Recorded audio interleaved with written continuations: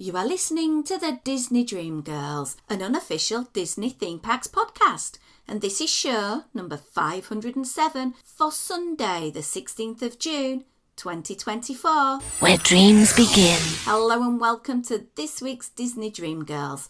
My name is Michelle Young, and together with my jolly good chum Jane Phipps, we are your guide to the place where dreams begin. Hello there, Janie. Hello there, Michelle, and how are we? I would like to say this lovely sunny British weather we're having, but as it's a bit of a grey and miserable day where I'm sat, how are we? We are well. It is Sunday as we are recording. A little bit later than usual this week, and hands up from me, pressure of work has lent us to put the recording a few days later because I've been very, very busy. But, oh my word, what a week to be a Disney fan with all of the treasures that have been out and about on social media, and we'll be coming up with that a little bit later. Yeah, all very busy. It has indeed. It's been giving me some nice unwinding content to watch, which is lovely. Yeah, it's quite nice to be able to find something that's a genuine interest, to be able to sit down and watch it and or have it on the background. I must admit, I've been listening to bits and pieces while working out in the gym, so you know, Disney can work its way into lots of parts of your life. Yeah, I've got some history, Janie. Oh, go on then.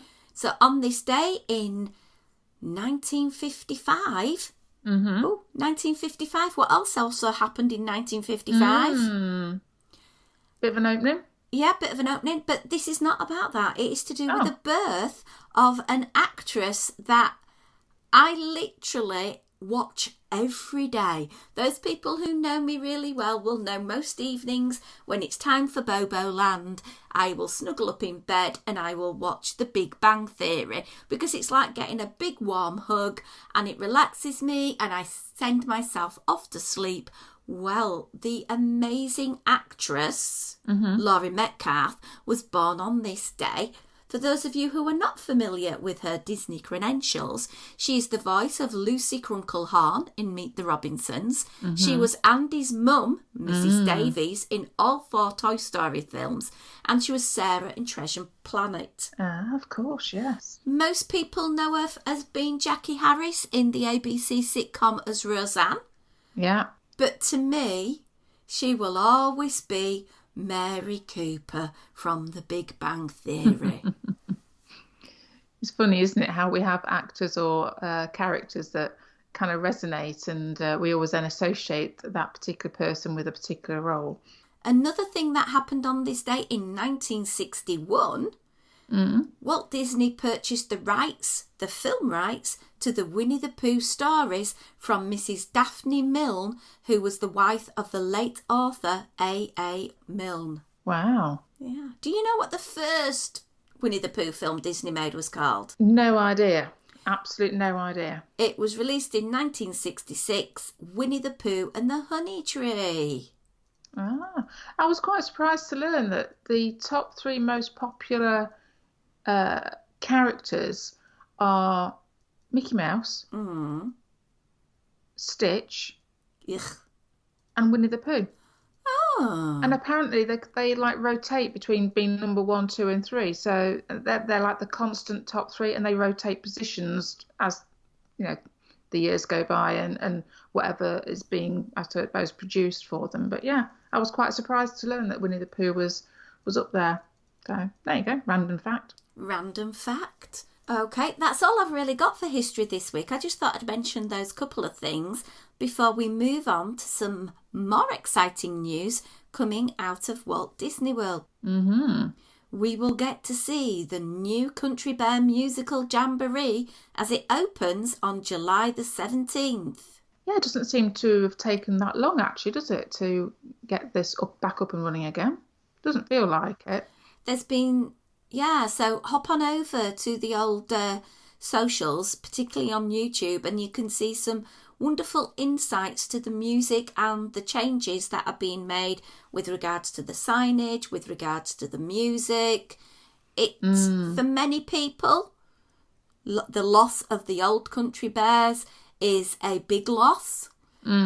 If you were a fan of them, I suppose seeing the new version may tinge a little bit for you. I totally get that, because I'm the same with Illuminous replacing Reflections over at Epcot. For me, I was never a really big Country Bear fan, so to see them putting a Disney spin on it may make me more enthusiastic to go and see the show. Yeah, it's going to be interesting to see what they're doing. I've always enjoyed Country Bears, if only for a bit of sit down in some aircon. Yeah, I probably can't tell you the complete ins and outs of it. I think just seeing another version for me probably will work okay, as long as they kept some of the humour and what have you in there, because it was, yeah, at the end of the day, you're watching bears singing country and western songs. There's got to be an ounce of humour in there somewhere, hasn't there? And then, literally as recording, the very next day, Test Track, presented by Chevrolet, is going to close for its big reimagining. Yeah, so this is going to apparently evoke the old World of Motion attraction, a Discovery Planet, whatever you want to call it, whatever it was. Yeah, Pavilion, that's the word I'm looking for, isn't it? So it'd be interesting to see how that's going to pan out, because there's been a couple of different incarnations. Are we on Test Track 2.0 or something? Oh. Can't remember now. So yeah, be interesting. I just remember my first version was when you were the Test Track dummy. Yeah. And I particularly loved that. I felt the queue was great because we could go around trying to spot the hidden Mickeys. I loved the music that was in the background. It was quite infectious. And I liked the idea that you were being the Test Track dummy in the vehicle. And that for me has always resonated. And then the new one where you're designing your vehicle, to me, once you've done it a couple of times, it's sort of like, yeah, can I just walk through this bit? Yeah, I'm a rebel though. No, but I think I would agree with you, Sean. I think it's very difficult for them to take your idea of the car that you've designed and then try and merge that onto the ride itself. That bit didn't seem to work for me very well. So I agree. It's kind of a fun thing to do. But also technology being what it is nowadays, that whole design a car sort of thing, it has become quite old hat quite quickly. You know, so I mean, I was just talking yesterday evening with some friends and talking about all the new things coming to Epcot and kind of reminiscing on some of the things that have gone over the last 10, 15 so years, and that difficulty in trying to predict the future and how quickly the future has actually caught up with those predictions and surpassed those predictions very, very quickly. So that whole future world aspect of Epcot has always been, and say particularly in the last 10 or 15 years, really difficult to keep that future projection going, because we're just getting there so quickly nowadays. We shall see what happens in the future. We're moving towards the 28th when Tiana's Bayou Adventure is open to the populace. In the meantime, we have been looking at cast member previews, and then we are moving into the social media preview events. I have done extensive research. I have been spoilt to death on this. I know our Patreon show spoke about it a lot in detail last week because we decided to keep the main show spoiler free for those of our listeners that want to keep spoiler free. But for me, I feel out of all of the people, if you want to go and watch a spoiler laden version of somebody's viewpoints, I personally feel the best one was done by Mammoth Club. I think Molly and Alan did an amazing job going through the attraction and detailing the queue, which for a lot of people, they'd just walk by. But for us, our family, we would look at it and we would try and put all those little points together. And I think they did that probably the most effective out of everybody I've seen. Oh, interesting. It's not one I've gotten around to watching yet, so that will now go on my watch list. Yeah, I will give Molly her dues. When she's talking about something, she is really informed and she will, give a lot of facts and a lot of details about it, whereas some other of social media people that do their own vlogs about attractions may just go with, I don't really know a great deal about this, but let's ride it together. And I feel if you're wanting that sort of forensic approach to Tiana's, definitely go down that route and watch it. I think it's about 47 minutes long. Okay, so not too bad then. That's quite a decent length to go and watch. Yeah. We also had Lookout Key at Lighthouse Point being unveiled. Did. Yes. With the long walk. With the long walk and Flymageddon. Yes, I did see somebody say something about perhaps it's because they've got all this lovely food that the flies aren't used to. That's maybe why they suddenly have an influx of flies. Yeah. I'd heard about it and I thought, nah, it can't be that bad. And then I watched a couple and I thought, okay, it is that bad. And I'm totally one of those people when you go to the supermarket and you see these lovely displays of all these pastries and fresh baked breads, I won't buy because they're open to the elements and flies. Yeah, so, yeah, totally get that. Would be nice to find out from any of our family members, are you planning on a Disney cruise that hits Lighthouse Point? I'd love to hear from you. Let us know your opinion, particularly if you can compare and contrast it to Castaway Cay. Because for me, having been to Castaway Cay was amazing. It was beautiful, lush, gorgeous, golden sand, clear blue sea, amazing paradise island. And I think from what I'm hearing, the island of Eleuthera is even more amazing. So we'll see. Yeah, be interesting going forward. And obviously we've got to remember that it's a very new resort, so those elements of vegetation not quite grown in yet, and obviously we're seeing a lot of the preview stuff and the inaugural sightings. So you're going to have a lot, as with anything, there's going to be teething issues, isn't there? And things like the flies or whatever, you can only assume that Disney will be on it to get those issues ironed out very quickly. Yeah. And I think that sometimes is why they do all of these previews. Like people have been quite critical with regards to Tiana's, that it's been broken down quite a lot. But that's the purpose of all of these. It's like a soft opening to iron out the chinks and use those that have been invited via social media to go and review it and say, look, what did you think that we were doing really good and what can we do better with? And I'm seeing things already that they're addressing the issue with that walk. And I will be honest, there is a walk at Castaway Cay too.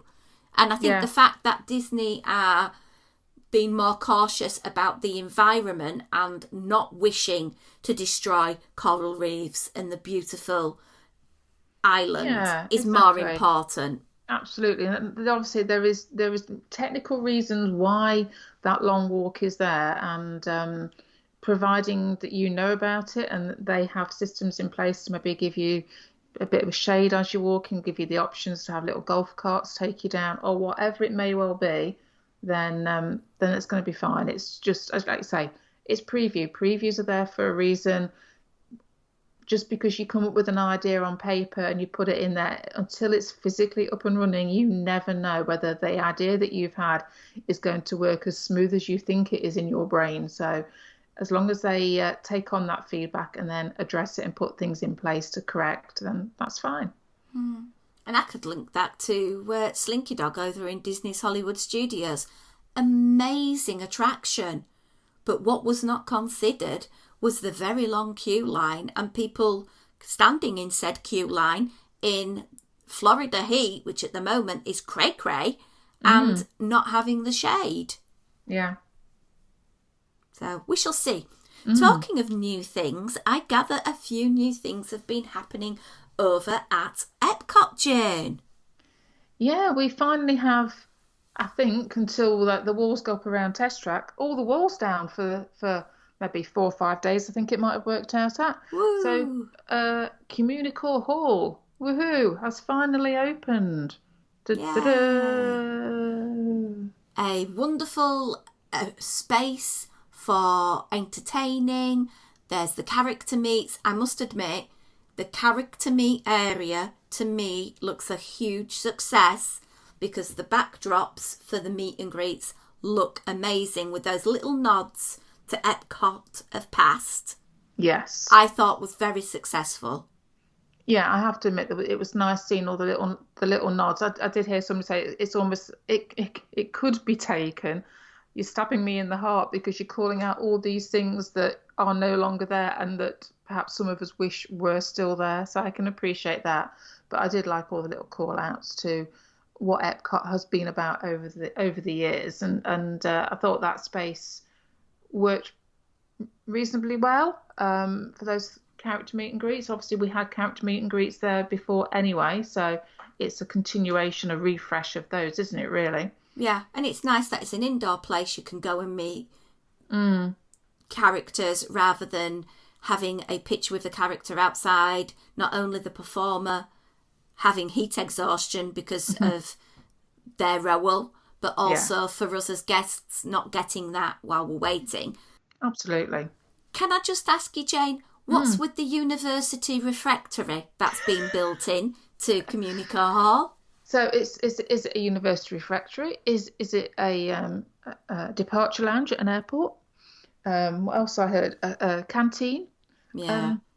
I got quite confused, I have to admit, Michelle, because initially my first viewing of this room, I don't even know what to call it, hall, I suppose, was on the press day. Yes. And on the press day, the video that I saw, you walked in, and on as I looked into the room, on the left hand side there was all like food stations, kiosks, whatever you will call it, open. And then on the right hand side, it looked to me like there was banners and things all talking about the different areas, world nature and all that sort of thing on the right hand side. I then saw another video when it was just open to the general public, and it's like, I was watching it, and I was saying to Simon, I said, well, I'm sure there was banners hanging down on that right hand side, but that wall is now blank. Then I realised, they were projections. Right, so there's no projections on that wall. I said, and I'm sure on the other side they were like serving food and things. I said, maybe this vlogger's not in the right building. Maybe this is another room. That's what I genuinely thought. And to be fair to the vlogger that I was watching, I think they thought the same thing too. And then it suddenly realised that, actually, you've got on one side of the room, yes, you have got all these kitchens and eatery type places that were all shuttered up normally, and say projections on the right hand side. So consequently, for you and I going to visit, it is just a room, a white room with tables and chairs, and that's it. And obviously this is an event space. Yeah. This is what you could have if you wish to hire this space. Look how amazing it could be. But the people who are paying their theme park admission, you've just got a place that's a bit like a canteen where you can sit on very cheap tables in the aircon. I mean, I've heard that obviously the kitchen areas that they've got there are all fitted out with all the camera and the sound equipment they would need. So I'm guessing at Food and Wine, when you have these interactive kitchens or the displays, the food things that are happening, they've got a space for that, or for special events. So I suppose it's fulfilling that need. But it does feel a bit like, we've waited how many years? And we've got a box. And also, bear in mind, over the summer months, because it's not in use, because there's no Food and Wine till a lot later on in the year, towards end of August, September, that space is just not going to be used. And I would have liked to have seen something happening in there, especially as I'm going at that time of the year. It's just going to be an empty space, and I feel a little bit sad, a little bit despondent, a little bit upset about that, because I think it could have been something fairly special.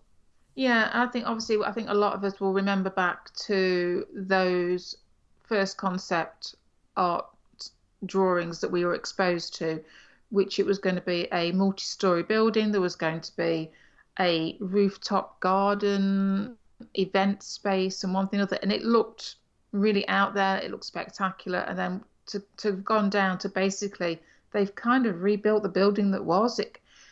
And I appreciate money constraints, and I know that they're going to use the whole pandemic as an excuse, blah blah blah. And I've heard say, well, from Imagineer's point of view, they've ticked the boxes, as in they've got what they needed to get into that building from a practical level, but whether it delivers on an aesthetic, look at what we've created level, it feels a bit lacking, shall we say, at the moment. Yeah.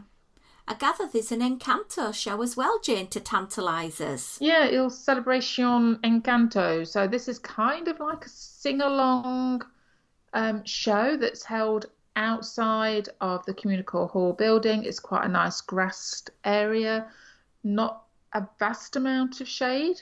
The stage itself is obviously is shaded. The showings that I saw, it, like I say, it is a sing-along. You've got like a trivia base to it. So there's questions that come up on the screen and that obviously link into the film. So you have to know your Encanto to understand what was going on.